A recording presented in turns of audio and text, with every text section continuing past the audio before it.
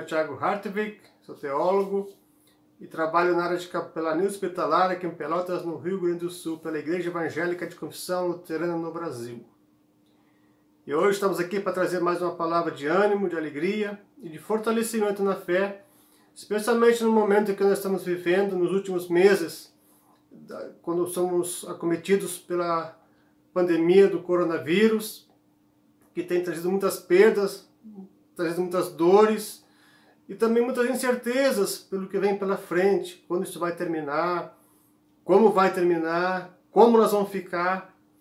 Eu queria trazer uma palavra bíblica para animar todos nós, especialmente você que está vendo o vídeo, para que a gente saia desse tempo com mais esperança, com mais certeza do cuidado de Deus e também de que não estamos sozinhos. Mas antes de irmos para a palavra, eu quero convidar você ao final do vídeo, você gostou do vídeo, dá aquele joinha, né, curte o vídeo, também pega o link, né, cola ele nas suas redes sociais para que assim você possa espalhar ele nas suas redes sociais para que mais pessoas possam ver o vídeo. Se não é inscrito aqui no canal, se inscreve aqui também, clica no botãozinho vermelho aqui embaixo do vídeo e também comenta se quiser dar sua opinião sobre a minha mensagem, o que você achou, se tem alguma sugestão. E assim a gente vai também crescendo, tá bom? Vamos para a palavra de hoje. Um texto um texto bem atual para esse momento, com certeza é o livro de Jó, que fala sobre o sofrimento, sobre paciência.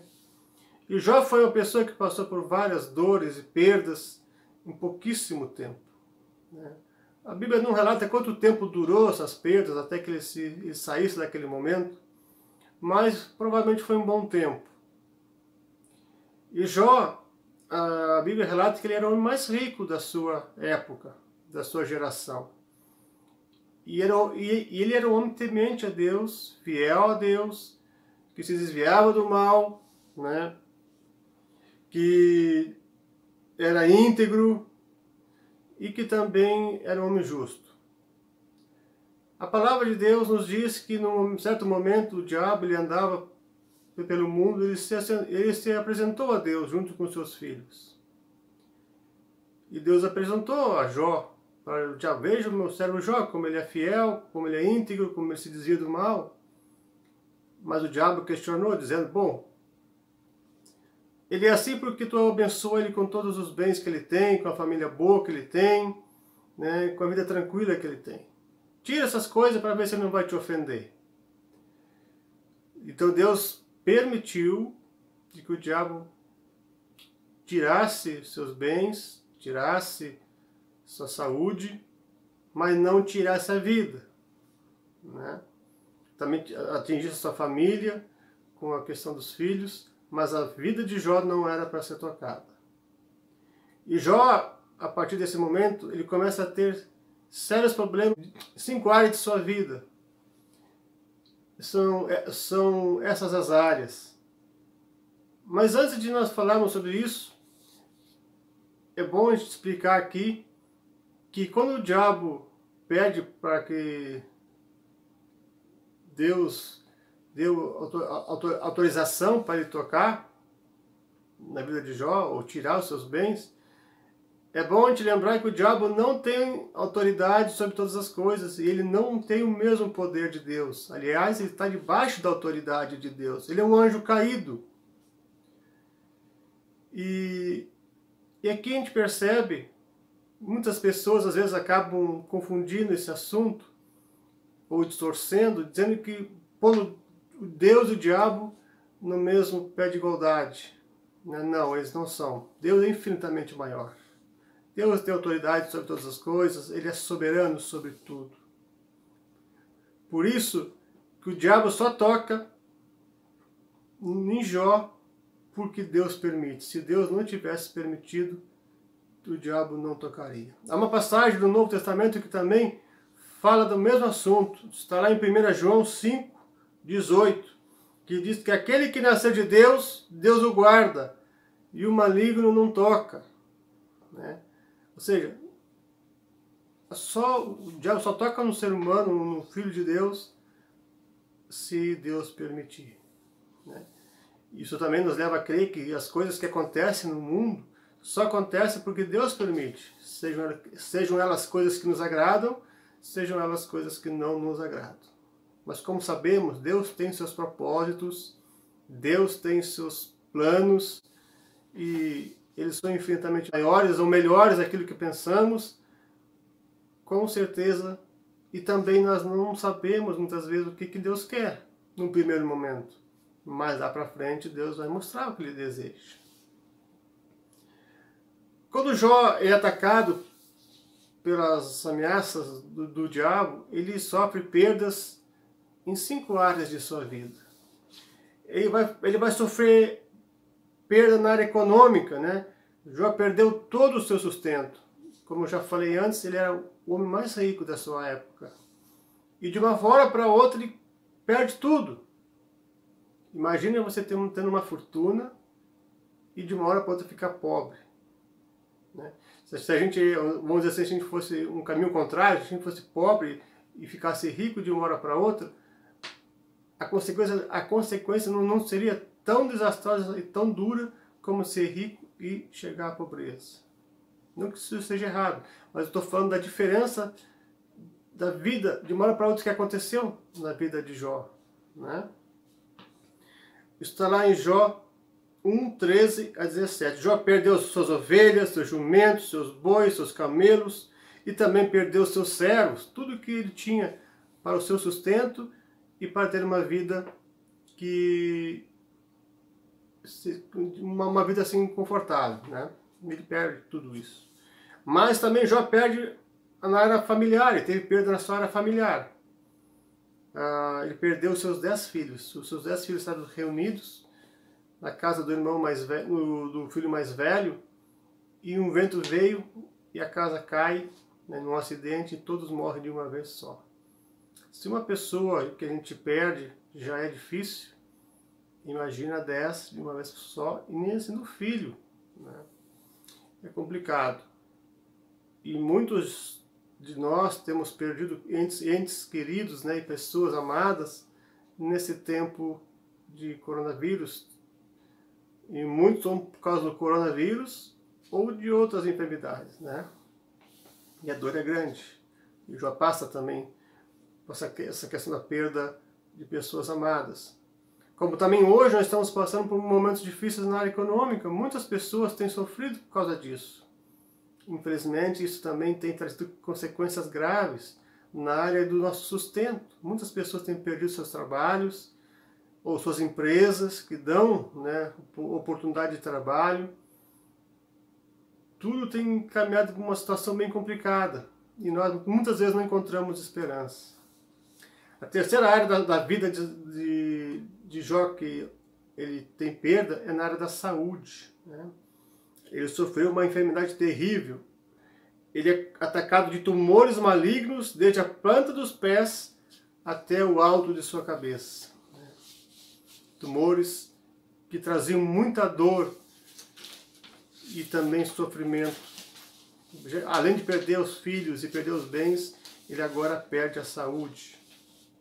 Quarta área que Jó tem perda é no seu casamento, né? A mulher praticamente abandona ele quando ela diz: ainda conservas a tua integridade, abençoa a Deus e morre. Ela diz isso depois que tudo havia acontecido, já tinha acontecido a perda dos bens, a perda dos filhos e a perda da saúde. E agora Jó perde também o apoio da mulher. Ela provavelmente se decepcionou com Deus e perdeu a sua fé, né? Mas Jó continuou firme. E é nos momentos mais difíceis que a gente sabe se a pessoa tem fé verdadeira em Deus ou a sua fé é só uma fé nominal, uma fé da boca para fora, né? E parece que a fé da esposa do Jó é uma fé nominal, uma fé da boca para fora, né? A última parte que Jó tem perda é com seus amigos, né? Seus amigos que vieram para consolá-lo, e ele, no primeiro momento, os amigos ficaram quietos e foi, acho que, a melhor coisa que eles fizeram. Mas quando eles começaram a falar, eles começaram a acusar Jó de que o que ele estava vivendo era por causa do seu pecado, de algum pecado que ele tinha cometido. Os amigos de Jó tinham entendimento de uma doutrina chamada doutrina da retribuição, que é quando você faz coisas boas, você recebe coisas boas, e quando você faz coisas ruins, você recebe coisas ruins. Mas nós sabemos, à luz da palavra de Deus, que isso não é verdade. O próprio Jó é exemplo disso. Ele era um fiel a Deus, mas estava sofrendo dificuldades. E esses amigos acusam Jó de várias coisas terríveis, como ladrão, adúltero, louco, explorador de órfãos e viúvas. Né? E se não bastasse todo o sofrimento que Jó já tinha, agora os seus amigos estavam acusando ele injustamente. Olhando para o momento atual, percebemos que todas as pessoas do mundo, desde os mais ricos até os mais pobres, os líderes e os liderados, os países grandes e pequenos, todas as pessoas, independente de faixa etária, de idade ou de classe social, estão sendo atingidos por essa pandemia de uma forma ou de outra. Né? Mas, nesse tempo, e também por causa da pandemia, muitos têm entrado em desespero, têm se sentido fracos, impotentes, perdidos e até acuados. Né? Quem de nós também não tem um sentimento desse num momento tão difícil que estamos vivendo? Porque a gente, olhando com nossos olhos naturais, a gente não consegue ver um futuro. E provavelmente Jó também estava pensando assim, ele não conseguia enxergar nada de bom pela frente. Né? A gente sabe que o que Deus faz, o que Ele permite que aconteça, não é por acaso. Tudo tem seu propósito, tudo tem um porquê, ou um para quê. Né? E com certeza Deus trabalhou na vida de Jó a questão de que ele se achava muito mais sábio do que os outros. Jó teve que reconhecer que ele era fraco, lá no final, depois nós vamos ver, né? E que ele era pó e cinza. E que Deus era soberano e que Deus sabia de todas as coisas. Né? Com nossos olhos mortais, a gente não consegue ver muitas vezes as coisas que Deus está fazendo. Né? Jó, ele estava no fundo do poço. Através dos seus olhos naturais, ele não conseguia ver. Estava só Jó a questionar a Deus o do porquê daquela dor e sofrimento. Mas apesar de tantas perdas e de uma desesperança com relação ao futuro, uma coisa Jó não perdeu: a sua fé em Deus. E é por isso que ele diz lá em Jó 19, 25, eu sei que o meu Redentor vive e por fim se levantará sobre a terra. Mesmo no fundo do poço, ele sabia que o seu Redentor estava vivo e que ele tinha poder para restaurar e modificar a situação da vida dele naquele momento. Talvez em momentos como esse, né, você faça muitas perguntas. Talvez você está fazendo essas perguntas até agora. E 3 perguntas Jó ele acaba fazendo. 3, né, nesses momentos difíceis. 3 perguntas. Uma é: Deus, por que isso está acontecendo? Foi a pergunta que Jó fez. Devido à sua dor, Jó questionou a Deus várias vezes, inclusive desejando a morte. Né? Jó tinha amaldiçoado o dia que nasceu. Né? Ou ele também disse que seria melhor ele ter morrido no ventre materno e não ter nascido, porque assim ele não estaria passando por tanta dor e sofrimento. Jó também se queixou de Deus. Ao longo do livro foram 34 queixas que Jó fez contra Deus. E o que é interessante é que Deus, que conhece nossa estrutura, tem paciência conosco e não nos proíbe de lamentarmos sobre nossa situação. Né? Deus é um Deus também misericordioso nessa parte. Ele entende a nossa dor, o sofrimento, e Ele também nos ouve nesse tempo. Ouve nossas queixas. E uma terceira coisa que Jó fez foi se defender. Jó só se defendeu das falsas acusações de seus amigos. É interessante que Deus não responde a Jó suas perguntas e queixas. E talvez aqui o silêncio de Deus doesse muito mais em Jó do que as suas próprias perdas e dores, né, e enfermidade. O que Deus faz, a partir do capítulo 38, são 70 perguntas, todas retóricas. Perguntas retóricas são perguntas já com alguma resposta. Deus diz: onde tu estava quando eu criei o mundo? Onde tu estava quando eu estendi as estrelas no céu? E Jó, ele não conseguia responder porque ele não estava lá. E aqui Deus foi mostrando a Jó a sua grandeza, a sua majestade, a sua glória, quem ele era, a sua soberania, e que o universo inteiro estava em suas mãos e que ele estava no controle de todas as coisas. E é nesse momento que Jó reconhece a sua pequenez e a grandeza de Deus. Todas as dificuldades que nós passamos não pegaram Deus de surpresa. Ele tem o domínio de todas as coisas para o mundo todo sempre. Embora pareça que Deus esteja longe, ele não perdeu o domínio de todas as coisas, porque é ele que permite e é ele que nos livra de todas essas coisas. Lembro daquela passagem do mar, da tempestade no mar da Galileia, quando Jesus ele vai e liberta os discípulos da tempestade. Mas se você voltar no início do texto, você vai perceber que o próprio Jesus foi quem enviou os discípulos para atravessar o mar da Galileia. E é o próprio Jesus que vem para libertar eles da morte. Então, todo esse sofrimento, todas essas angústias, todas essas coisas que a gente passa na vida, não só agora, nesse momento, mas em outros momentos também, tudo serve para que Deus trabalhe em nossas vidas. Para que Ele faça algo melhor. Tudo coopera para o bem daqueles que amam a Deus, diz o apóstolo Paulo. E o texto que nós vamos ler agora, né, que é de base para a mensagem de hoje, Jó vai dizer que nenhum dos planos de Deus pode ser frustrado. Veja o que Jó diz em Jó 42, 1 a 6. Então respondeu Jó ao Senhor: bem sei que tudo podes e nenhum dos teus planos pode ser frustrado. Quem é aquele, como disseste, que sem conhecimento encobre o conselho? Na verdade, falei do que não entendia. Coisas maravilhosas demais para mim, coisas que eu não conhecia. Escuta-me, pois, havias dito, e eu falarei. Eu te perguntarei, e tu me ensinarás. Eu te conhecia só de ouvir, mas agora os meus olhos te veem. Por isso me abomino e me arrependo no pó e na cinza. Mas como ter esperança para o futuro numa situação de pandemia como a que estamos vivendo, ou em qualquer outra situação de extrema dificuldade?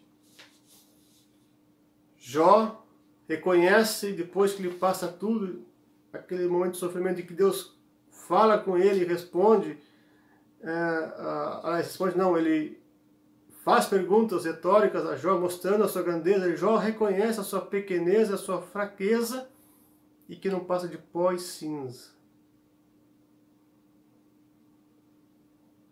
E ao tomar conhecimento da grandeza de Deus, e quem é o Deus que ele cria, Jó renova a sua esperança, e só em saber de quem Deus é, consola Jó e dá esperança a ele. E Jó responde: eu só conhecia o Senhor de ouvir falar, agora eu te vejo. Conhecer de ouvir falar é muito diferente de conhecer pessoalmente ou ver as ações de Deus em nossas vidas. Conhecer Deus através da sua palavra. Muitas vezes, como eu já falei em outra mensagem aqui, nós diminuímos Deus, colocamos Deus numa caixinha, achamos que Deus é ilimitado, e Deus não é, Ele é soberano sobre todas as coisas. Mas Jó também diz que os planos de Deus não podem ser frustrados. O que Deus planejou, Ele vai cumprir. Eu quero usar alguns textos bíblicos para ajudar a entender esse momento que estamos vivendo. Um deles está lá em Jeremias 29, 10 a 14. É quando Deus fala a Jeremias que o povo que tinha ido para o exílio, quando Deus permite que Nabucodonosor leve o povo de Deus todo para o exílio, por causa dos seus pecados, porque o povo tinha se tornado idólatra, e o pecado que Deus combate naquele momento no povo de Deus, no seu próprio povo, é a idolatria, porque o povo tinha abandonado os caminhos do Senhor e adorado outros deuses, outras imagens. Tanto que quando o povo volta depois do exílio, não se ouve mais falar em idolatria. Mas ali naquele texto de Jeremias 29, Deus fala que o povo ficaria 70 anos. Mas Deus também fala o seguinte: eu é que sei que pensamentos tenho a vosso respeito, diz o Senhor. Pensamentos de paz e não de mal, para vos dar o fim que desejais. Então me invocareis, passareis a orar a mim, e eu vos ouvirei. Buscar-me-eis e me achareis, quando me buscardes de todo o vosso coração. Serei achado de vós, diz o Senhor, e farei mudar a vossa sorte. Congregar-vos-ei de todas as nações e de todos os lugares para onde vos lancei, diz o Senhor, e tornarei a trazer-vos ao lugar de onde vos mandei para o exílio. Com certeza, não foi fácil para o povo de Deus ir para o exílio, onde ele foi subjugado, maltratado muitas vezes, e viveu longe de casa, longe da sua terra natal, longe do templo onde Deus habitava. Mas tinha um propósito por trás de tudo isso, que era educar o povo na fé. E é o que Deus faz, principalmente com relação à idolatria. Como disse Jó, os planos de Deus não podem ser frustrados. E Deus ama quem disciplina, está lá escrito em Hebreus 12. Esse propósito foi cumprido. Por isso que Deus... Talvez o povo de Deus não entendeu isso no primeiro momento. Mas Deus disse: eu sei os pensamentos que tenho a vosso respeito. Pensamentos de paz e não de mal. Deus não pode ser mal. Ele quer que a gente também se volte a Ele. Eu creio que a gente vive nos tempos em que a palavra de Deus tem sido abandonada por extremo. Deus tem sido blasfemado, Jesus tem sido blasfemado. Em um momento, quem sabe, que Deus está dando um recado para o mundo de que Ele é soberano e que nós devemos voltar aos caminhos do Senhor. Ao mesmo tempo que a gente vê essa situação, a gente vê também tanta ação bonita, tanta ação solidária, as pessoas se unindo em prol de uma causa. Muitas pessoas que antes estavam longe de Deus estão voltando aos caminhos do Senhor. Há sinais de paz e de graça, como um hino que a gente conhece dentro da ESLB. E os propósitos de Deus serão cumpridos. Um outro texto é o de Êxodo 14, 10 a 16, que fala da passagem pelo Mar Vermelho pelo próprio povo de Deus também. Um texto que eu gosto muito. Quando o povo de Deus ele sai do Egito, libertado por Moisés, ele anda por um tempo pelo deserto e está de cara com o Mar Vermelho, e não tem por onde passar. Não demorou muito, o exército de Faraó veio atrás, e quando o povo viu isso, ficou apavorado e disse para Moisés: pô, não tinha túmulo suficiente lá no Egito, e por isso que tu nos trouxe aqui? Por isso tu nos trouxeste aqui para morrer aqui no deserto? Só que o povo de Deus não sabia que Deus ia abrir o Mar Vermelho. Moisés diz o seguinte: não temais, aquietai-vos e vede o livramento do Senhor que hoje vos fará, porque os egípcios que hoje vedes nunca mais os tornareis a ver. O Senhor pelejará por vós e vós vos calareis. Talvez se eles soubessem que Deus haveria de vir, o que aconteceria mais para frente, eles não tivessem sido tão reclamões. A gente não sabe o que vem pela frente. A gente não sabe qual é o propósito de Deus com tudo isso. E muitas vezes a gente acaba tirando conclusões precipitadas. Geralmente, depois de um tempo de muita crise, vem tempos de bonança, tempos de paz e de prosperidade. Nós temos que crer. Temos que ouvir o que Moisés também disse: não temais. Eu já falei aqui numa mensagem anterior que a frase não temas aparece 365 vezes na Bíblia. Então, queridos, vamos em frente, continuamos firmes e olhando para frente com os olhos da fé. Ora, a fé é a esperança daquilo que não se vê. Se Deus criou o que existe do nada, Ele tem poder para remover esse vírus, tem poder para nos restaurar a nossa vida, restaurar a sua empresa, a sua área econômica, sua família, restaurar a amizade com seus amigos e também a sua saúde, principalmente, que é a área que está mais sendo atingida nesse tempo. Não duvide.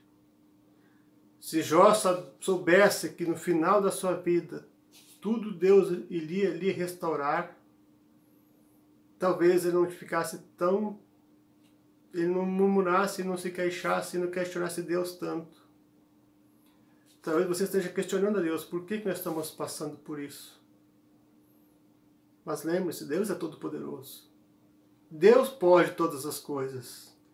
Ele é o Redentor e por fim Ele se levantará sobre a terra. Creia. Creia que Deus pode transformar esse momento. Tenha paciência.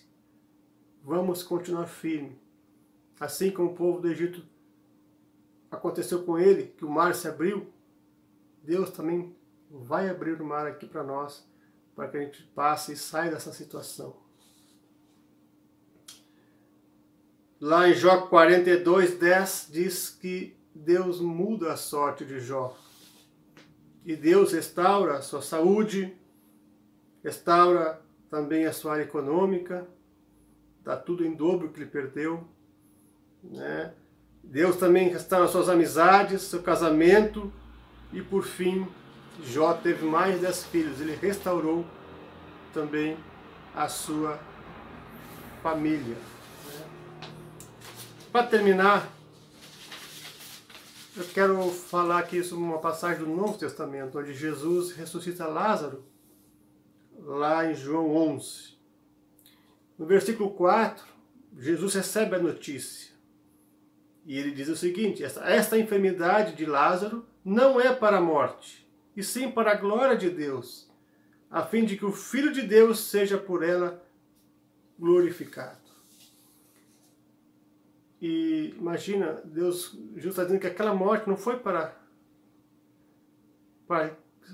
foi para a glória de Deus, não foi para algo ruim.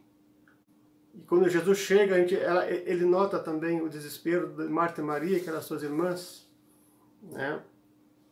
Marta diz assim: Marta, quando soube que vinha Jesus, saiu ao seu encontro. Maria, porém, ficou sentada em casa. Disse, pois, Marta a Jesus: Senhor, se estiveras aqui, não teria morrido meu irmão. Nesse texto dá a entender que Jesus chegou atrasado, mas a palavra de Deus diz que Deus nunca chega atrasado. Tudo tem o seu tempo determinado, o seu propósito aqui na terra. Deus sabia o que já estava, Jesus já sabia o que ia fazer. A Bíblia diz que Jesus demorou 2 dias ainda antes de vir a ter com Marta e Maria e ressuscitar Lázaro. O propósito de Jesus ali era glorificar o seu Pai. E quem sabe esse tempo também não seja para glorificar, para que Deus seja glorificado. Deus fez com que todo o Egito passasse por 10 pragas, fosse assolado por 10 pragas, para que o nome dele fosse conhecido também. No capítulo 11, versículo 39 a 40 de João, Jesus diz assim: tirai a pedra. Marta, sua irmã, porém, lhe disse, Senhor, já cheira mal, porque já é de 4 dias. E Jesus respondeu, não te disse eu, se creres, verás a glória de Deus? Lázaro já estava morto há 4 dias, já tinha colocado uma pedra no seu túmulo. Tudo já estava terminado. O luto, a crise já estava instalada na vida, na família, naquela família. Mas veja, Deus, através de seu Filho Jesus, restaurou aquela família e trouxe Lázaro à vida. Talvez você esteja no fundo do poço, mas lembra, se creres, verás a glória do Senhor. Tudo acontece para a glória de Deus. Paulo vai dizer que quer comamos, quer bebamos, façamos isso tudo para a glória do Senhor. A nossa expectativa para o futuro deve ser de que devemos crer. Sem fé é impossível agradar a Deus. Como Jesus disse a Marta e Maria, crê. Se você crê, você verá a glória de Deus. Sabemos que nos momentos de crises é o momento que a gente mais aprende. Foi um momento de crise como o que estamos passando anteriormente, que se tiver as maiores descobertas científicas, é nos momentos de crise que Deus trabalha no nosso coração, que nós nos reinventamos, que nós também aprendemos bastante e somos fortalecidos e amparados por Deus. E criamos perseverança, paciência, temos esperança e procuramos cada vez mais ser dependentes de Deus. E isso é bom, porque a vontade de Deus ela é boa, perfeita e agradável. O que vier pela frente, Deus vai mostrar, mas a gente precisa confiar, dobrar nosso joelho, orar, ter perseverança e confiar. Que Deus assim abençoe todos nós e que Deus nos ajude a enfrentar esse tempo e que logo venham tempos de bonança. Que Deus os abençoe. Fiquem na paz de Cristo.